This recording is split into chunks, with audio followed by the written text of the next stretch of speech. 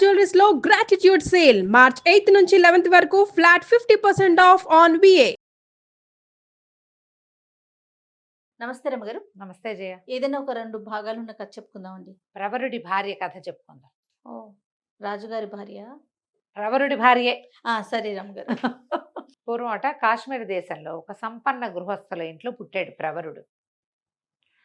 చాలా డబ్బులున్నాయి వాళ్ళకి.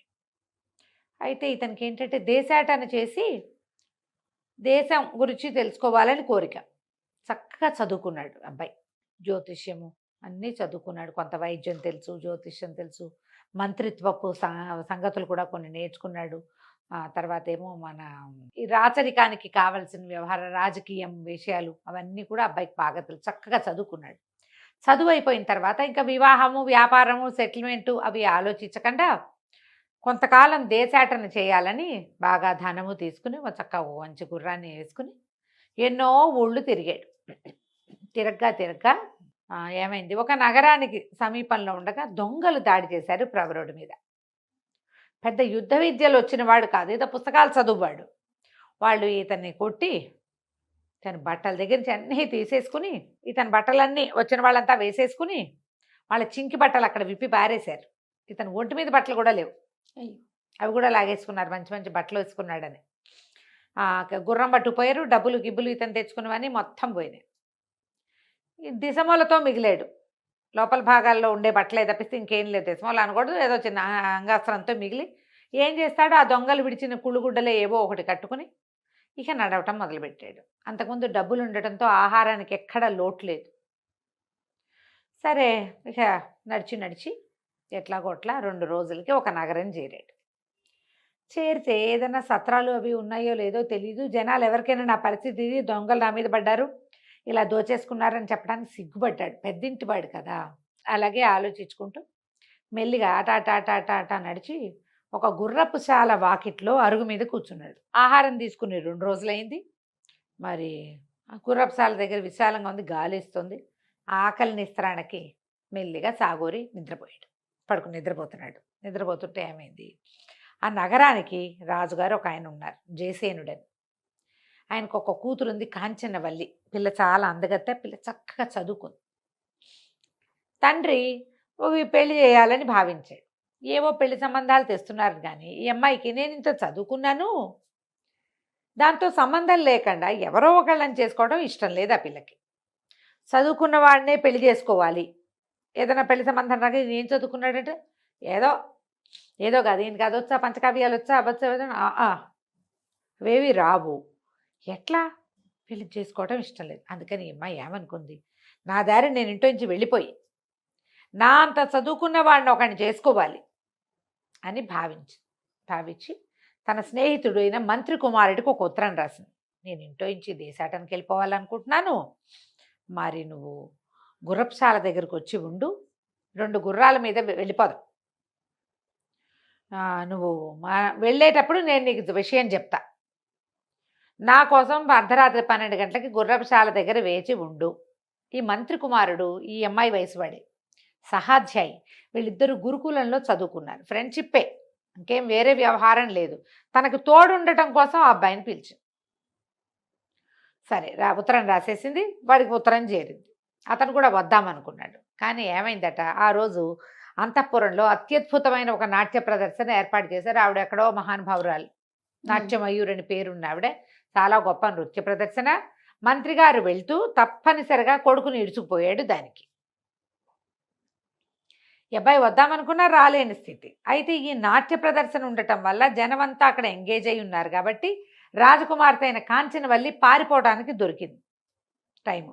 ఏం చేసింది, కాసేపు కూర్చుని తర్వాత తలకాయ నొప్పిగా ఉంది, కాలు నొప్పిగా ఉంది, కాలు తిమ్మిరెక్కింది, కాళ్ళు కడుక్కోవాలి, ఇలాంటివి ఏవో మాటలు చెప్పి అక్కడి నుంచి వచ్చేసి కొద్దిగా బంగారు నాణ్యాలు తీసుకుంది. ఎక్కువ నగ నాణ్యం ఏం లేదు, కొంచెం మామూలుగా ముసుగు లాంటిది ఏదో వేసేసుకుని గుర్రపు శాల దగ్గరికి వెళ్ళిపోయింది. శాల దగ్గర ఎవరుండాలి, మంత్రి కుమారుడు ఉండాలి. అరుగు మీద పడుకుని నిద్రపోతున్న పొడుగాటి శరీరం ఉన్నవాడిని చూసి వాడే మంత్రి కుమారుడని భావించి తబ తట్టి లేలే, తొందరగా శాలలోకి వెళ్ళి 2 గుర్రాలు తీసుకురా, పారిపోదాం అంది. అర్థం కాల ప్రవరుడికి. నిద్రలో లేచాడు. ఎవరో అమ్మాయి దగదగలాడుతున్నాయి నగలు, బాగా చక్కగా పొడుగ్గా బాగానే కనపడుతోంది. గుర్రాలతే అంటోంది. నిశ్శబ్దంగా లేచెళ్ళి గుర్రపుశాల నుంచి 2 గుర్రాలు తెచ్చాడు. గుర్రం ఎక్కేశాడు. ఆ అమ్మాయి గుర్రం ఎక్కింది. ఇద్దరు స్వారీ చేసుకుంటూ వెళ్ళిపోయారు. బాగుంది. తెల్లవారేదాకా ప్రయాణం చేశారు. ఎటో బాగా తెల్లారిన తర్వాత ఆ అమ్మాయి తెల్లవారితో పాటు ఈ అమ్మాయి కూడా తెల్లబోయింది. వీడెవడో మంత్రికుమారుడు కాదు, కుళ్ళుగుడ్డలు వీడు, గడ్డం పెరిగి దీనావస్థలో ఉన్నట్టున్నాడు. అర్రే వీడితో వచ్చానే, ఇప్పుడు నేనేం చెప్పి వెనక్కి వెళ్ళను? ఏడుపు వచ్చేసింది. వాడేమైపోయాడు మంత్రికుమారుడు, మన ఫ్రెండు? వాడేమో రాలే అసలు. ఇక ఏం చేయాలో తెలియలే. కళ్ళ నీళ్ళు తుడుచుకుంటూ కూర్చుంది. ఇతనికి పిల్ల అందంగా ఉంది తెలిసింది. సరే ఏం చేశాడు, చెట్టు కింద ఆపుకున్నారు. కాసేపు అట్లాగే సోకించింది. ఇంకేం చేయాలో తెలియక ఇతను చెట్టు ఎక్కి 2 పళ్ళు దోముకునేందుకు 2 పుల్లలు విరిచి ఓ పుల్ల తెచ్చి అమ్మాయి ముందు పడేశాడు. పళ్ళు దోముకుంది. అక్కడ ఏదో చిన్న నది లాంటిది, మొహం కడుక్కున్నారు. మొహాలు కడుక్కుని 2 అడుగులు ముందుకెళ్ళారు. అక్కడి నుంచి మరి బయలుదేరి వెళ్ళాలి. ఆ నది బల్లకట్టు దాటడానికి ఒక అవకాశం ఉన్న ప్రాంతానికి చేరారు. చేరితే ఏమైంది, బల్లకట్టు మీద ప్రయాణం చేయాలి. ఇంతలో ఆ బల్లకట్టు దగ్గర ఒక ముసలావిడ, బల్లకట్టు నడుపుతాడు కదా, పంటో ఏదో అంటారు, పంటు దాని పేరు. ఈ ఒక ప్రవాహానికి ఇటు నుంచి అటు మార్చేదమా వెళ్తుందనమాట. దాంట్లో మన వాహనాలు కూడా ఎక్కించవచ్చు. ఈ గోదావరి జిల్లాలో ఉండే వాళ్ళకి ఈ పంట సంగతి తెలుస్తుంది. అదేమిటో పంటు అంటారు, అదేమిటో ఎఫ్ఓపిఓ నాకు తెలీదు. ఓకే. మనం కొన్ని సినిమాల్లో కూడా మనకి దాటని బల్లకట్టు అంటే అదే. అక్కడి నుంచి ఒక ముసలావిడ బతిమలాడుతుంది, బాబు బాబు డబ్బులు లేవునైనా అవతల దారి చేర్చు, బేద్దాన్ని ఎప్పుడో ఖాళీ ఉన్నప్పుడు ఇటు వచ్చాను, ఇంకా నాకు ఇక్కడ పని దొరకట్లేదని బతిమలాడుతుంటే వాడు ఒప్పుకోట్ల. నేను అట్నుంచి ఇటు నుంచి మారుస్తానా, రూపాయి లేకుండా నేను ఎట్లా చేస్తాను, నేను అట్లా చేయను అన్నాడు. ఇప్పుడు డబ్బులు కావాలి అని అర్థమైంది ఈ కుర్రాడికి, ప్రవరుడికి. ఆ అమ్మాయికి వేసి వీడి దగ్గర ఏం డబ్బులు ఉన్నాయి, వీడితో అంతా దొంగలెత్తిపోయారు కదా. చూసేసరికి ఆవిడేం చేసింది, ఇంకేం చేస్తుంది, వీడితో వచ్చాం వీడితోటే ఉండాలిగా. ఆ కొంగు చివరి మూట కట్టుకొచ్చింది నాణేలు. ఓ నాణ్యం తీసి అక్కడ పెట్టింది. ఇతను ఏమన్నాడు, ఆ ప్రవరుడు ఆ బల్లకట్టు వాడితోటి, బాబు మమ్మల్ని పడవ దాటిచ్చు, నది దాటిచ్చు, మాతో పాటు ఈ ముసలమ్మని కూడా రాని, మా డబ్బులకి ఒక నాణ్యం అక్కర్లా దానికి, అందులో పావు వంతే సరిపోతుంది. కానీ ముసలావిడిని కూడా, మరి వీళ్ళ దగ్గర చిన్న నాణ్యాలు ఇవ్వడేమి చిల్లర ఇవ్వాల, ఈవిడిని కూడా ఎక్కించుకో, మా గుర్రాలను కూడా ఎక్కించుకుంటామని చెప్పాడు. చెప్తే సరేనన్నాడు. ముసలావిడ కూడా వచ్చింది. ఆవిడ ఏమనుకుంది, చక్కగా ఉన్నాడు కుర్రాడు, మాటలు మార్చిపోయింది, పిల్ల అందంగా ఉంది, భార్య భర్తలు అయి ఉంటారు అని భావించింది. యువతలకు వచ్చాక ఏమంది, అది హేలాపురం అని ఒక నగరం. ముసలావిడ చెప్పింది, బాబు నన్ను మీతో పాటు తీసుకెళ్ళండి, ఏదో వండి పెట్టి మీ వెనకాల ఉంటాను, పని చేసి పెడతాను నాయన, ఎటాగో నా పొట్టు ఇట్టగే పోసుకోవాలంటే, అట్లాగే అవ్వా కాలో గంజో కలిసే తాగుదాందా మాతోటి అని చెప్పి. ఇప్పుడు రాజకుమార్తెకి అట్లా ఎవరితోటైనా సాయిలా పాయిలాగా మాట్లాడడం రాదు, ప్రవరుడికి వచ్చు. ఎందుకంటే ఇతను ఆల్రెడీ కొన్ని నెలలుగా ప్రయాణాల్లో ఉన్నాడు, బయట తిరుగుతున్నాడు కదా, మంచిగా మాట్లాడాలి పెద్దవాళ్ళతోటి. ఇక ఆ ముసలమ్మని వెంట పెట్టుకుని ఆ నది దీని నుంచి హేలాపురంలోకి ప్రవేశించారు. 2-3 కలిసి వెళ్ళి లోపలికి వెళ్ళారు. ఓ సత్రం ఏదో దొరికింది. ఆ సత్రంలో శుభ్రంగా భోజనాలు చేసి పడుకున్నారు. పడుకుని మెల్లిగా ప్రయాణం చేసి నగరంలోకి వెళ్ళారు. నగరంలోకి వెళ్ళాక ఇతను ఏం చేశాడు, మీరు ఇక్కడే ఉండండి అని ఊళ్ళోకి వెళ్ళి అక్కడ కూడా ఒక సత్రం ఏదో చూశారు, అక్కడ ఉన్నారు గుర్రాలు వేసుకుని. ఇతను మర్నాడు పొద్దున్నే లేచి కాస్త స్నానం చేసి ఆ ఒంటి మీద ఉన్న గుడ్డల్ని కాస్త ఏదో సరి చేసుకుని వ్యాపారస్తులు ఉండే కూడాళ్ళ దగ్గరికి వెళ్ళి ఒక కొట్లోకి వెళ్ళి, అయ్యా నాకు కొంచెం జ్యోతిషం తెలుసండి, దినఫలాలు అవి చెప్పగలను, దాన్ని బట్టి మీ వ్యాపారం వృద్ధి చేసుకోవచ్చు, ఆసక్తి ఉన్న వాళ్ళు మీ నక్షత్రాలు, మీ జ్యోతిషం, మీ జాతక చక్రాలు ఇవ్వండి అన్నాడు. అందరికీ ఉండదు కానీ కొంతమందికి ఇంట్రెస్ట్ ఉంటుంది. ఒక 4-5 ఇవి ఇచ్చారు. ఇవ్వగానే ఇతను ఏం చేశాడు, అందరికీ చూసి, ఈ సమయం మీకు బాగోలేదండి, ఇక్కడ ఒక ఎర్రటి వస్త్రం కట్టండి, మీరు తెల్లచొక్కా వేసి కూర్చోండి, ఈ వస్తువే మీరు ఇవాళ బాగా అమ్మండి, దాన్ని ఎక్కువ తెచ్చిపెట్టుకోండి, అది మీకు అమ్ముడవుతుందని 3 ఏమో చెప్పాడు. వాళ్ళు 3 వస్తువులు అవన్నీ తెచ్చిపెట్టుకుని, బాబు కొన్ని సామాన్లు తీసుకెళ్ళండి, పప్పు ఉప్పు ఆ రోజుకి సరిపడా వంట సామాన్లు ఇచ్చేశారు. ఇతను ఏం చేశాడు, సత్రానికి వచ్చి ఆ అవ్వతోటి, ఇదిగో సామాన్లు తెచ్చానవ్వ, వంట చేసేసి అంటే వంట చేసేసారు. రాజకుమార్తె నిశ్శబ్దంగా తినేసింది. ఇతను ఆ అమ్మాయి వైపు చూడలేదు, ఆ అమ్మాయితో మాట్లాడలేదు. మధ్యలో ఈ అవ్వ ఉంది తడిక. ఎవరైనా సరే అవ్వకే చెప్తారు, వీళ్ళిద్దరూ ఏదో మాట్లాడుకోరు, అలకగా ఉంటారు, కానీ భార్యాభర్తలేనని నమ్మింది ఆవిడే.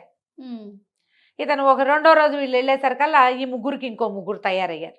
రండి అయ్యగారు అని చెప్పి ఒక ఆయన బట్టల కొట్టు ఆయన ఉన్నాడు. ఆయన చక్కగా మంచి మేలు వస్త్రాలు చింపించి ఈయనకు ఒక అంగరకాలు లాంటివి కుట్టిచ్చేసాడు. 2 గంటల్లో 2 జతల బట్టలు ఇచ్చాడు. స్త్రీజనం ఉన్నారని తెలుసుకుని ముసలమ్మకు 2 చీరలు, రాకుమార్తెకు 2 వస్త్రాలు ఇచ్చాడు. వ్యాపారం వాళ్ళది అభివృద్ధి అవుతుంది. క్రమంగా ఈయనకి క్లయింట్స్ పెరిగారు. పెరిగారు. పెరగ్గా ముందుకెళ్తుంటే ఏముంది, క్రమంగా వీళ్ళు వంట చేసుకునే సాధనాలు పెరిగినాయి. చక్కగా వంట రుచికరంగా పెరిగింది. ఇతనికి మంచి పేరు వచ్చింది. వ్యాపార సముదాయాల్లో అందరూ మంచి మంచి మాటలే చెప్పుకుంటున్నారు. క్రమంగా ఇతనికి ఏమేమి వచ్చు అని తెలుసుకున్నారు. ఈ అబ్బాయి జమాలజీ వచ్చు ఇతనికి. రత్నాలని గణించటం, ఈ రత్నం మంచిదా కాదా, దీనికి ఇంత రేటు పెట్టచ్చా పెట్టకూడదా, అవి కూడా చెప్పగలడు. బాగా వ్యాపార సముదాయాల్లో ఎంత పేరు వచ్చిందో, చాలా పేరు వచ్చింది. ఆ ఊళ్ళో ఉన్న రత్నాల వర్తకుల్లో ఒక ఆయన, అయ్యగారు మీరు అటు ఇటు తిరగద్దు, మా కొట్లో నౌకరికి ఉండండి. వీళ్ళందరికీ మంచి మాటలు చెప్తూ వాళ్ళ దగ్గర నుంచి వచ్చేది వస్తూ ఉంటుంది. నేను నెల జీతం ఇస్తా, నాకు రోజు వచ్చే వజ్రాలని వాటి వెల వాటి ఇది దానికోసం మీరు మాకు చేస్తారు కదా, నాణ్యత చూడడానికి, దాన్ని ఏదో అప్రైజరో ఏదో అంటారు, ఉండండి అన్నారు. సరే అక్కడే ఉన్నాడు. నెల జీతాలు వస్తున్నాయి. చక్కగా ఇల్లు వాకిలి ఏర్పరచుకున్నాడు. ఆ అమ్మాయిని పెట్టుకుని ఉన్నాడు. కాంచనవల్లి ఇతని భార్యగానే చెలామణి అవుతుంది, కానీ వాళ్ళిద్దరి మధ్య మాటలు కూడా లేవు. సరే ఏమైంది, ఆ కందర్పకేతు అని ఆ హేలాపురి నగరానికి రాజు. ఆయన దగ్గరికి ఎవరో ఒక వర్తకుడు ఒక బ్రహ్మాండమైన వజ్రం తెచ్చాడు. కోట్లు విలువ చేసేది. రేటు కట్టించి తీసుకుంటామన్నాడు రాజు. ఈ ఊళ్ళో ఉన్న వజ్రాల వర్తకులు, రత్నాల వర్తకులు ఉంటారు కదా, వీళ్ళందరినీ పిలిచాడు కందర్పకేతువు. పిలిస్తే అందరూ వచ్చారు. వీళ్లలో మన ప్రవరుణ్ణి నౌకరికి ఉంచుకున్న ఆయనకు కూడా పిలుపు వచ్చింది. ఆయన వెళ్తూ రండి బాబు అని ఈయన్ని కూడా వెంబడి పెట్టుకెళ్ళాడు, ప్రవరుణ్ణి కూడా. అందరూ 50 లక్షలు అన్నారు, 70 లక్షలు అన్నారు, 1 కోటి అన్నారు, 2 కోట్లు అన్నారు. ప్రవరుడు వంత వస్తే బాగా చూసి రూపాయి దీని విలువ.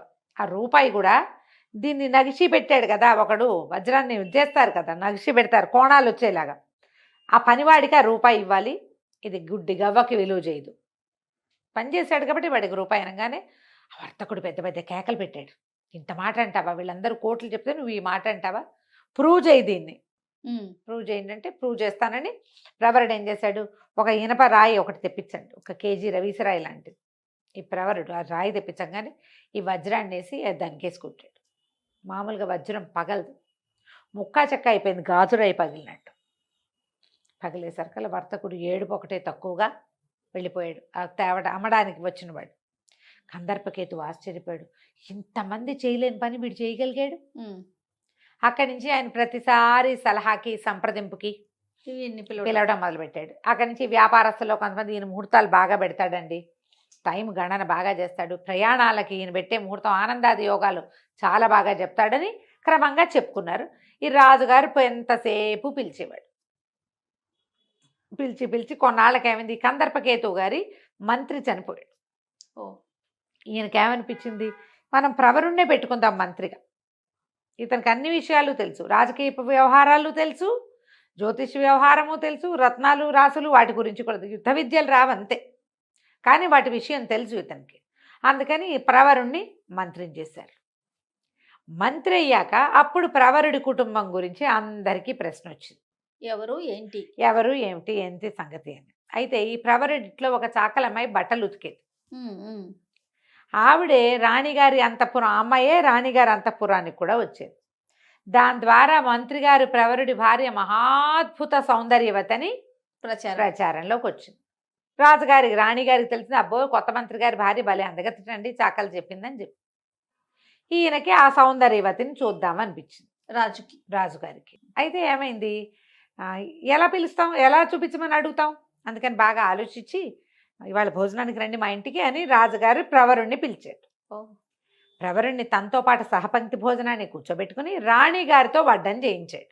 ఇప్పుడు రాణిగారే వడ్డం చేసినప్పుడు రేపొద్దున మనం కూడా భోజనాన్ని పిలిస్తే మన ఆవిడే వడ్డించాలి.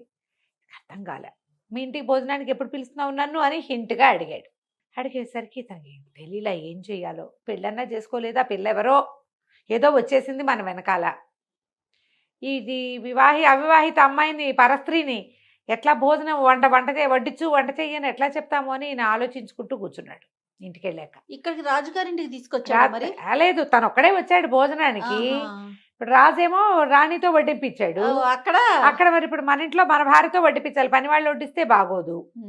అందరు బోళ్ళంతా పరిచారికా జనం ఉండి రాణిగారి స్వయంగా వడ్డించినప్పుడు ఇంటికైనా ఇల్లాలు వడ్డించొద్దు ఆలోచిస్తున్నాడు. సరే, ఆ పూట భోజనానికి రాత్రి ఏమిటి ఇతనికి, ఆ అమ్మాయికి ఏమనిపించింది, ఇతను ఏదో నా విషయమే మొహమాట పడుతున్నాడు ఏదో అడగడానికి అనుకుని ముసలమ్మతో ఏం చెప్పిందంటే, ఏం కావాలంటే అది చెప్పమనవ్వా, తను అడిగితే చెయ్యని వాళ్ళు ఎవరు ఇక్కడ, విషయం చెప్పమను, భోజనానికి రమ్మను అని పిలిచింది. ఓ గదిలోనే ఆయన అటు ఈవిడిటు కూర్చుని తినేవాళ్ళు.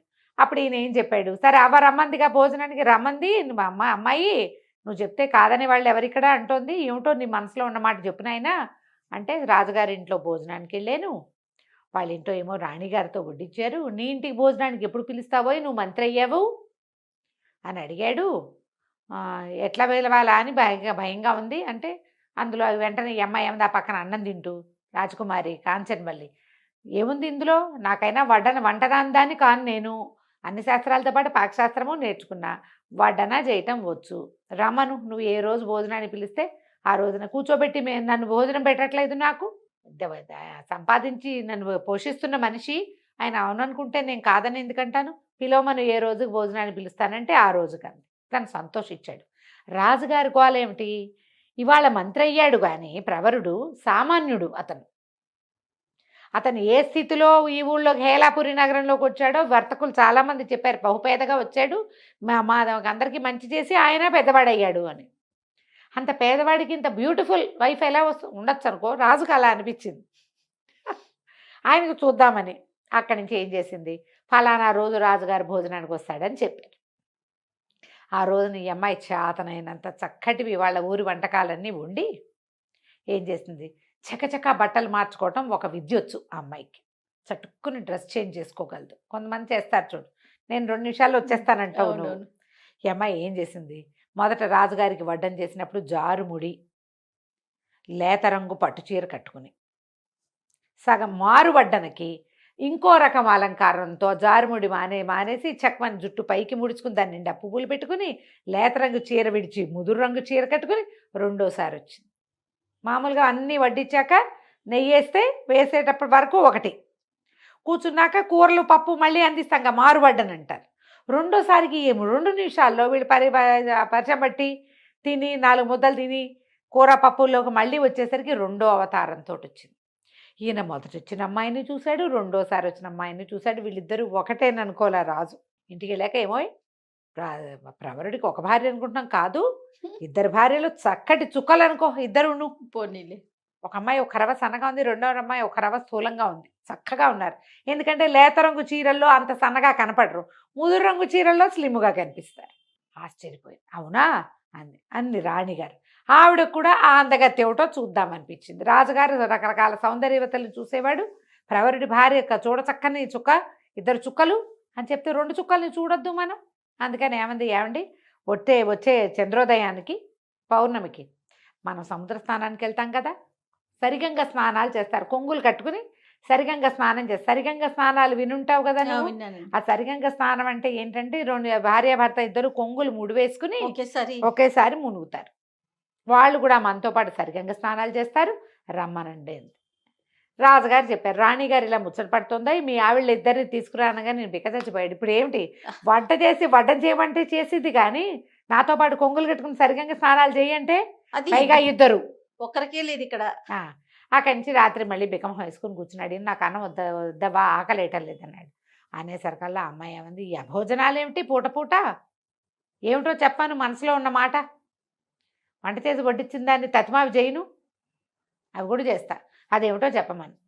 అనేసరికల్లా ఇతను ఏం చెప్పాడు, ఈ విషయం అంతా చెప్పుకొచ్చాడు. రేపు అర్ధోదయం అవుతుంది, చంద్రోదయం, అప్పుడేమో సరిగంగా స్నానాలట, రాజుగారు రాణిగారు వెళ్తారట, అమ్మాయిని కూడా తీసుకురమ్మని, అమ్మాయిలు 2 తీసుకురమ్మంటున్నారు. ఒక అమ్మాయి అనుకుంటే 2 అమ్మాయిలు అయింది. ఏం చేయాలంటే ఈవిడంతా అంతే కదా, వంట చేసిన దాన్ని చేయనా, చేస్తాను, ఏం పర్వాలేదు, రమ్మను, అలాగే వెళ్దాం, అయితే నేను చెప్పినట్టు చెయ్యాలి, ఏం చెయ్యాలి? 7 పల్లకీలు 7 వారాల నగలు ఏర్పాటు చేయమను అని చెప్పి.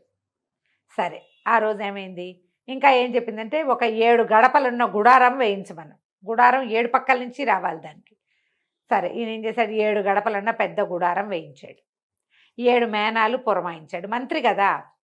ఈ అమ్మాయి కాంచన వల్లి ఒక మేనాలో ఎక్కింది. తతిమా మేనాల్లో మనుషులు లేరేం లేవు, నగలు బట్టలు మాత్రమే ఉన్నాయి. 7 వారాల నగలు, ఒక్కొక్క వారం నగ, ఒక్కొక్క వారం వస్త్రం ఒక్కొక్క పల్లకీలో పెట్టారు. ముసలమ్మ కూడా వచ్చింది. ఈ పల్లకీలన్నీ ఆ 7 గడపలున్న దాంట్లోకి వెళ్ళినాయి, గుడారంలోకి వెళ్ళినాయి. రాజుగారు వాళ్ళు ఆశ్చర్యపోయారు, ఏమిటి ఇంత పెద్ద గుడారం వేయించుకున్నాడు ఇతను అని. అక్కడి నుంచి ఈ అమ్మాయి ఏం చేసింది, ఒక్కొక్క రకం వస్త్రము ధరించి, ఒక్కో రంగు ఒక్కో రకం నగలు ధరించి ప్రతిసారి ప్రవరుడితో కొంగులు కట్టుకుని సముద్రంలో మునిగింది. 7 భార్యలు ప్రవరుడికి అనుకున్నారు వాళ్ళు. రామ ఆ వచ్చిన అమ్మాయి బుద్ధికి మొహంలో మొహం పెట్టి చూడడం క్యాజువల్గా వచ్చింది. రంగులు వేరు, నగలు వేరు. రాణిగారికి అర్థం కాల. చంద్రోదయం అంటే చీకటి పడ్డాక కదా. కానీ 7 అమ్మాయిలు, 7 భార్యలు. ఓహో అనుకుంది ఆవిడ, అదృష్టవంతుడు, 7 భార్యలతో కాపురమా, ఆహాహా అనుకున్నారు. సరిగా ఇంకా స్నానాలు అయిపోయినాయి, ఇంటికి వచ్చేసారు. రాణిగారు ఏం చేసింది, 7 వస్త్రాలు నగలు పంపించింది. 7 యువరాణులకి, 7 మంత్రి గారి భార్యలకి బహుమానాలు పంపింది. పని వాళ్ళంతా పుచ్చుకొచ్చారు, దాసీలు పుచ్చుకొస్తే ఈ అమ్మాయి ఏం చేసింది, అవ్వకి చెప్పింది, ఒక ఐడియా చెప్పింది. అవ్వ వచ్చి వీళ్ళకి చెప్పింది, అమ్మ వాళ్ళు 7 కాదు 8 మంది, శ్రీకృష్ణుడు అష్టభార్యలాగా ఒకళ్ళు ఉన్న చోటకి ఒకళ్ళు రారు, ఒకళ్ళతో ఒకళ్ళు మాట్లాడుకోరు. 8 మంది భార్యలమ్మ ప్రవరుడికి. శ్రీకృష్ణులాగా అష్టభార్యలు ఉన్నారంటే దాసీలు పరిగెత్తుకుంటూ పోయి ఇంకో భార్య ఉందిటండి, ఆవిడ కూడా ఒక బహుమతి ఇవ్వండి అని మొత్తం బహుమతులు పుచ్చుకొచ్చారు. ఈ అమ్మాయి 8 సార్లు 8 రకాల బట్టలు కట్టుకుని, 8 రకాల తల మేకప్ చేసుకుని, 8 రకాల కంఠాలతో మాట్లాడి 8 బహుమతులు పుచ్చుకుంది. ఓ రాణిగారు ఎంత ఆశ్చర్యపోయిందో, ఎంతంత అందగత్తెలట దొరికారు ఇతనికి. చాలా ఆశ్చర్యపోయింది. ఈయన ప్రభ మామూలుగా లేదు రాజ్యంలో. ఆనాటి రాత్రి ప్రవరుడు భోజనం చేస్తుంటే ఆ అమ్మాయి భోజనం చేయకుండా ఏం చేస్తుంది, రోజు వడ్డించేదానికంటే ఎక్కువ వడ్డింపిస్తే అమ్మ అవ్వ ఇంతంత పెట్టేస్తున్నావేమిటి అంటే పక్కన కూర్చుని ఏమందంటే, ఆయన మిగిలిస్తే తినేందుకు ఉన్నారులే అని చెప్పవ్వా. మగవాళ్ళు మిగిలిస్తే తినేవాళ్ళు ఎవరు, భార్యలే అనేసరికి తనకు ఆశ్చర్యం వేసింది. కంచంలో అన్ని వస్తువులు వదిలిపెట్టాడు, అన్నీ తిన్నాడు. సగం తను తినగలిగినంత మిగిలింది వదిలిపెట్టాడు. ఆ అమ్మాయి భోజనం చేశాక తమలపాకులు పుచ్చుకొచ్చింది. ఈ తమలపాకులు ఎవరిస్తారంటే భార్యలే ఇచ్చేవాళ్ళు ఆ కాలంలో. మామూలుగా రాజకుమారులకి వాళ్ళకి తాంబూల కరండ వాహిని అని ఈ తాంబూలం పుచ్చుకు తిరిగేందుకు ఒక దాసీలు కూడా ఉండేవాళ్ళు. మనం అప్పుడెప్పుడో కాశీ మజిలీలో చంద్రాపేట చరిత్ర చెప్పాం కదా, అందులో కనపడుతుంది. అయితే ఈ తాంబూల కరండం ఎవరిచ్చినా కూడా వివాహం అయిన తర్వాత భార్యలు తాంబూలం ఇవ్వటం అనేది ఒక ప్రత్యేకమైన ఆచారం. మన ముందు తరాల్లో కూడా ప్రత్యేకంగా కొన్ని కమ్యూనిటీస్లో అయితే తాంబూలం వేసుకుని తీరాలి. గృహస్థు తాంబూలం వేసుకోవాలి, ముత్తైదువు తాంబూలం వేసుకుని తీరాలి. వీళ్ళకి ఆరోగ్యాలు పాడవుతాయనో ఏదో అనుకుంటా జయ, అది అలవాటు చేసేవాళ్ళు. ఎందుకంటే ఈ ప్రవాళ భస్మము, ముక్తాభస్మము వేసుకునేవాళ్ళు. కాల్షియం అవి డెవలప్ అవుతాయి. తాంబూలం వేసుకోవటం ఒక విలాసమైనప్పటికీ వివాహానంతరం గృహస్థు తాంబూలం వేసుకోవాలి, ముత్తైదు తాంబూలం వేసుకోవాలి అనేది నియమం. అయితే తాంబూలం పుచ్చుకొస్తే ఇతను అడిగాడు, తాంబూలం కూడా తెచ్చావు, మనం వివాహం చేసుకుందామని నీ ఉద్దేశం అని అడిగితే అమ్మాయి ఏమంది, భర్తను వెతుక్కుంటూనే నేను వచ్చాను, నాకు తెలియలేదు నేను భర్తతోటే వచ్చానని. మణిపూసను చూసి నేను గాజు పూస అనుకున్నాను, చాలా దుఃఖించాను మొదట. కానీ మీతో వచ్చినా కూడా ఒక మగవాడు ఆడదాంతో ఎంత అవజ్ఞగా అయినా ప్రవర్తించవచ్చు, నువ్వు అలా ఉండలేదు. నా పోషణ భారం మాత్రం నువ్వే వహించావు. భర్త వచ్చడానికి ఇంతకంటే పెద్ద అర్హత ఏమిటి? నేను ఆ నగరానికి రాజకుమార్తెనైనప్పటికీ భర్తను అనుసరించి ఉండాలనుకున్నా. అతను నాకంటే అధికుడై ఉండాలి, తెలివితేటల్లో ఎక్కువ విద్యలో అధికుడై ఉండాలనుకున్నా. అవన్నీ నీ దగ్గర ఉన్నాయి. మన వివాహం అయినట్టే, నేను నీతోటే ఉన్నా. మనం సాంఘికంగా వివాహం చేసుకోలేదు కానీ ఎప్పటి నుంచో నీకు భార్యగానే ఉంటున్నాను నేను అని చెప్పింది. సరే ఇతను ఏమన్నాడు, ముహూర్తం పెట్టించుకున్నాడు పెళ్ళికి. రాజుగారికి చెప్పాడు, నేను వివాహం చేసుకోబోతున్నానండి అని. రాజు తెల్లబోయాడు, అదేమిటోయ్ 8 మంది భార్యలు ఉంటే ఇంకా వివాహం ఏమిటి నీకు అన్నాడు. కాదండి, ఆ 8 భార్యల వేషాలు వేసిన అమ్మాయితోటే పెళ్లి చేసుకోబోతున్నాను. ఈవిడ ఫలానా నగరపు జయంత నగరపు రాజకుమారి, ఇలా జరిగిందని మొత్తం చెప్తే రాజు ఆశ్చర్యపోయాడు. ఎంత చతురత ఉంది నీకు, మంత్రిత్వంలో చతురత ఉంటే అమ్మాయికి భార్యాత్వంలో చతురత ఉందోయ్, చాలా అదృష్టవంతుడివి అని ఈ కథ అంతా రాణిగారికి కూడా చెప్పాడు. వాళ్ళంతా చాలా ఆశ్చర్యపోయారు. తర్వాత హేలాపురి నగరంలోనే వివాహం చేసుకున్నారు. ఆ తర్వాత జయంత నగరానికి తన పుట్టినింటికి భర్తతో సహా రాజలాంఛనాలతోటి వెళ్ళింది ఈవిడ. తండ్రి వెతికాడు బోళ్ళు సంబంధాలు, ఎక్కడా కుదరలేదు. అదే మరి ఇక్కడికి మంత్రిత్వంగా చేసినటువంటి యువకుడిని వాళ్ళు రాజుని చేసుకున్నారు.